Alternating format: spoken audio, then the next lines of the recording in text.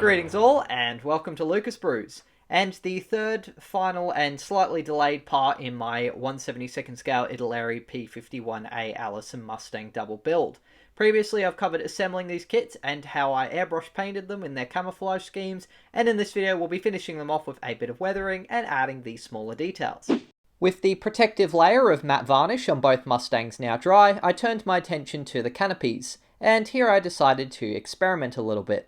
Although the kit canopies are decent in terms of their clarity and quality, unfortunately they're missing all of the front and midsection framework, so I decided to try making my own vacuum-formed replacements. First of all, I filled one of the kit's canopies with some milliput, which would help create a solid buck to support the plastic, and to replicate the missing frames, I experimented with some 1mm thick Tamiya masking tape. Once the milliput was solid and the masking tape was in place, I then used my budget dental vacuformer and some 0.7mm clear styrene to form two new canopies. Unfortunately, the tape ended up being too wide and shallow, so the framework detail didn't really come out as crisp or as in scale as I wanted.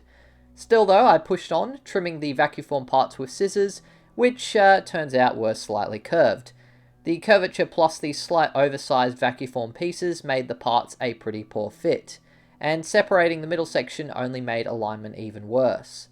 They were far from perfect, but I decided to still use them anyways for the meantime. When my vacuforming and my buck making skills improve, I'll definitely consider remaking them though.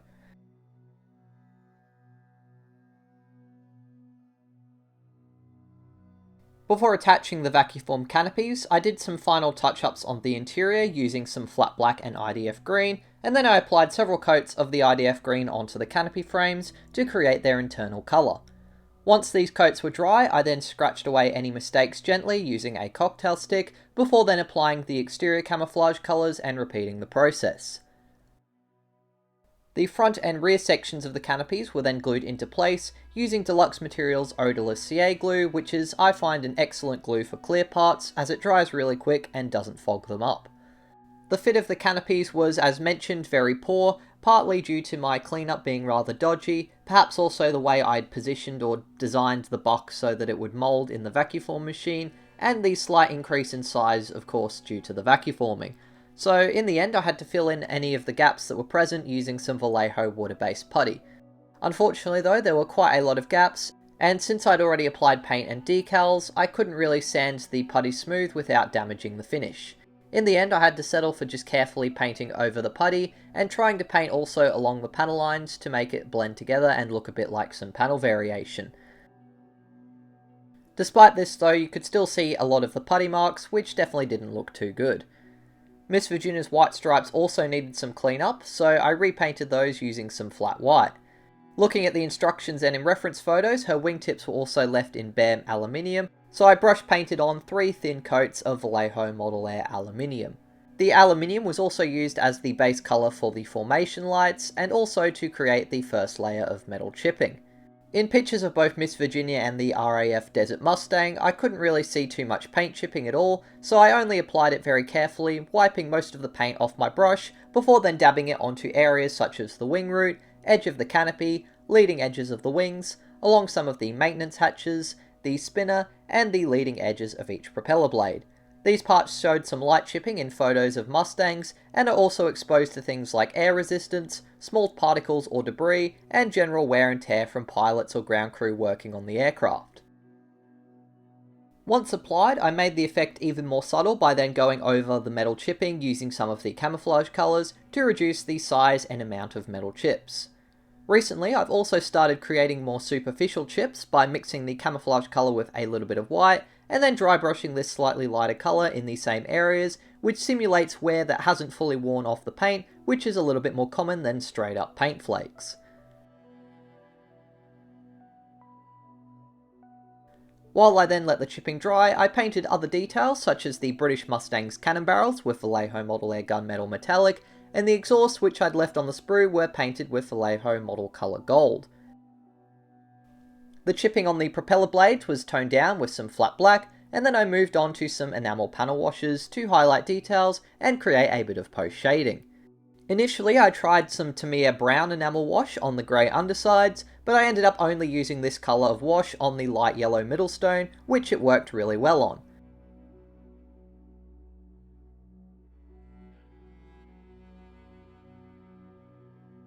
For both Mustangs, I then used Tamiya Black panel accent for the olive and the grey areas. The panel accent was applied along all of the panel lines, and once it had been applied and then dried slightly, I then rubbed off the excess using some Tamiya X20 enamel thinners. The thinner also helps the panel liner flow more into just the panel lines, further helping to highlight them and removing the darker areas from the surface of the model.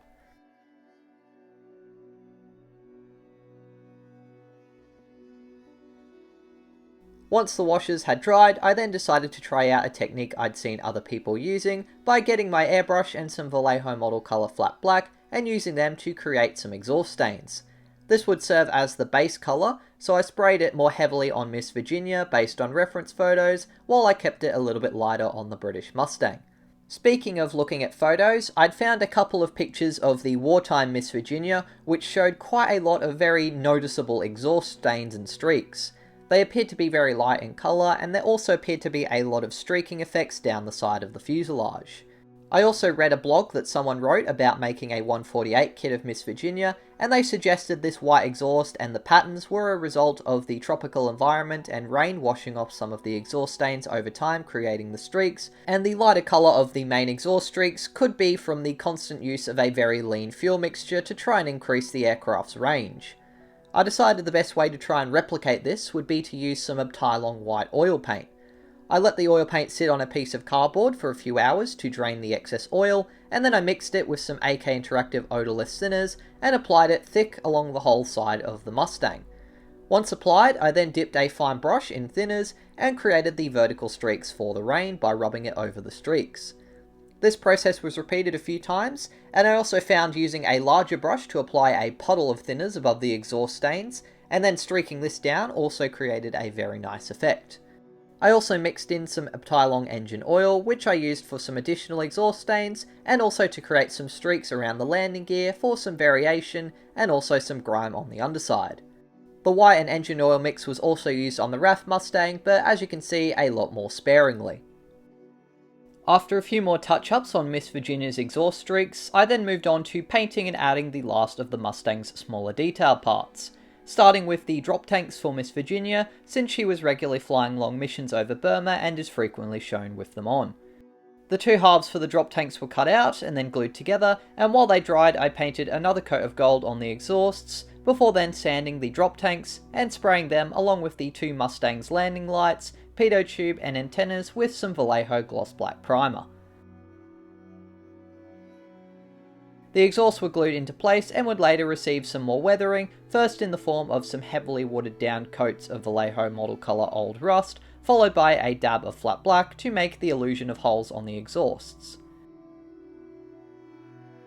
Once the primer was dry, I sprayed the drop tanks in two initial coats of the darker Vallejo Model N number 41 olive drab, while the antennas were painted either US Air Force olive drab, which was the lighter drab colour, or Middlestone for the RAF aircraft, while the pitot tubes were both painted with neutral grey to match the undersides, and the landing light was painted a base colour of IDF green. After a few coats had been applied on the smaller parts, I then applied two more coats on the drop tanks, this time though with the lighter variation of olive drab to give them a faded and slightly patchy look to their paint. These smaller parts were then cut out of the sprue, attached to both Mustangs, and then I gave them a few more touch-ups. The instructions showed a hole present on the underside of the wings to fit the pitot tube to, but if it existed, it must have required being drilled out just like with the drop tank racks. So in the end I used a pin to create a hole as close as approximate to where the instructions said they were, and then I attached the pitot tubes to that. I also had to poke out a hole in the rear canopy segments to fit the mast antenna.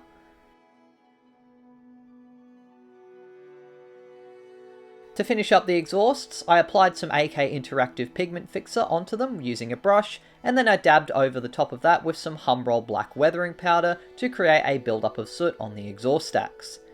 This mix of pigment and also the darker soot was applied to the RAF Mustang cannons as well as Miss Virginia's machine gun covers.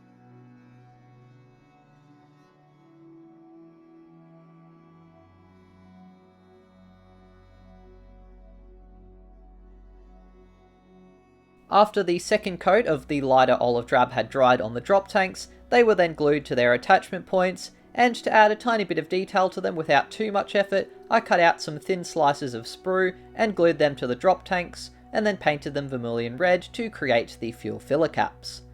The final bit of weathering was to add some dust and dirt to the undersides of the aircraft. To do this, I used some X20 enamel thinners to thin down some Tamiya enamel buff and flat earth, and then I started to apply the buff to the RAF Mustang on its wheels, the walkway area, and around the tail wheel. This acted as a wash, giving the impression of dirt built up in the wheels and some of the cracks, and a slight build up on some other spots. I used a similar technique but with the darker flat earth, and also mixed in some Tamiya enamel red brown for Miss Virginia to replicate dried and splashed mud from unprepared jungle airstrips. I also applied several thin layers of the enamel paints onto the drop tanks, a bit more heavily on the underside of the wings, and on the edge of the rudder and the tail, since dried mud would tend to stick to aircraft much better than sand and dirt. With the weathering completed, I applied some Tamiya X25 clear green onto the right nav light and middle formation light, while X27 clear red was then applied for the right nav lights and the top formation light. The landing light, pitot tube tip, and the unpainted parts of the landing gear struts were then carefully picked out using Vallejo Model Air RLM01 Silver, and to paint the lower formation light, I unfortunately did not have any clear orange, so I went with Vallejo Model Air Bright Orange instead, and later on applied some gloss varnish over the top of them to give them a slight shine. The final details to add was the rigging wire.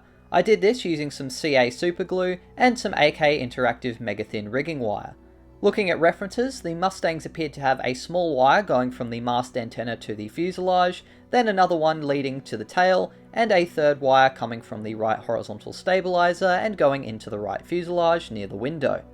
The smaller bit of wire was a particular pain, but fortunately after carefully positioning and holding it in place on both aircraft for quite a while, a small drop of glue accidentally ending up on the RAF Mustang, which I quickly wiped off, and a little bit of swearing, I managed to get the small wire segments on both Mustangs into place. The two larger sections of wire were then attached with much less fiddling.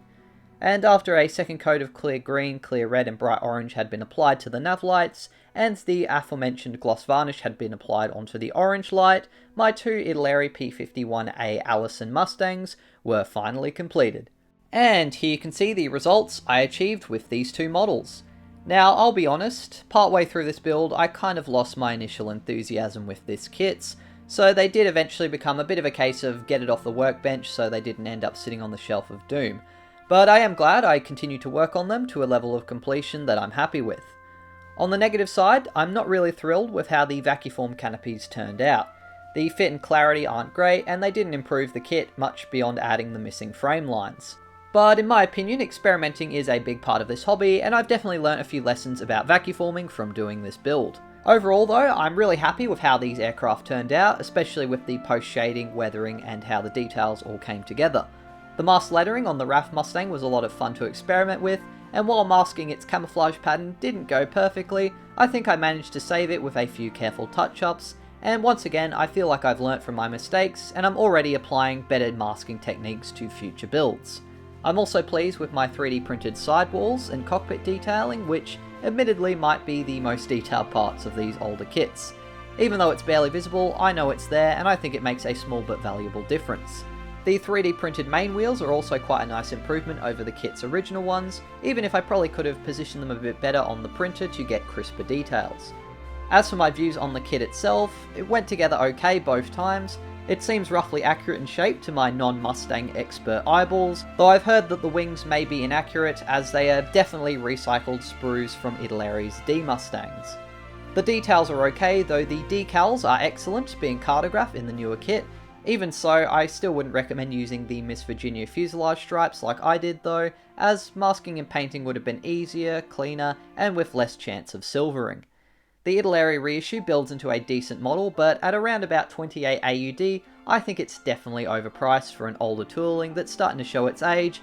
As far as I'm aware, it's currently the only option if you want a readily available 1/72nd scale Alison Mustang, at least here in Australia, so I think it definitely would be great to see a new tooling of it someday. For now though, I'm happy to have two distinct examples showing the early Mustang's variety and character, and most importantly, I've learnt a lot along the way, and though it's an imperfect kit, if you really wanted to build an early model Mustang, which I think you definitely should as it's a criminally underrated aircraft, at least this kit is out there. Thank you very much for watching this video. I do hope you enjoyed it and got something out of it. If you did, please be sure to leave a like and also subscribe to the channel, as that really helps out. And if you have any questions or any friendly feedback you'd like to give me, please leave it down in the comments below. A big thank you to my wonderful patrons, and a welcome to a new patron, Paolo, so thank you very much for joining. I'm very excited to have you on board. And if you want to also help support me financially while also getting benefits like early access to videos, discounts on my 3D designs on Colts, and also occasional exclusive posts, then please consider also joining my Patreon, the link to which I'll leave in the description. I hope you guys have enjoyed these Mustang builds, and I will be releasing a full version hopefully in the next couple of days that combine all three parts, so if you want to watch them all together you can. At this stage it looks like the Airfix 109F is going to be the next subject for a build video, so hopefully next week I'll have part 1 ready for it. And I'm still working on the Lancaster animation. I've only got 2 scenes in the air to animate and then a couple with the tanks and ground vehicles. So hopefully in the next couple of weeks that should be finally ready. Otherwise though, until the next video, as always, take care and model on.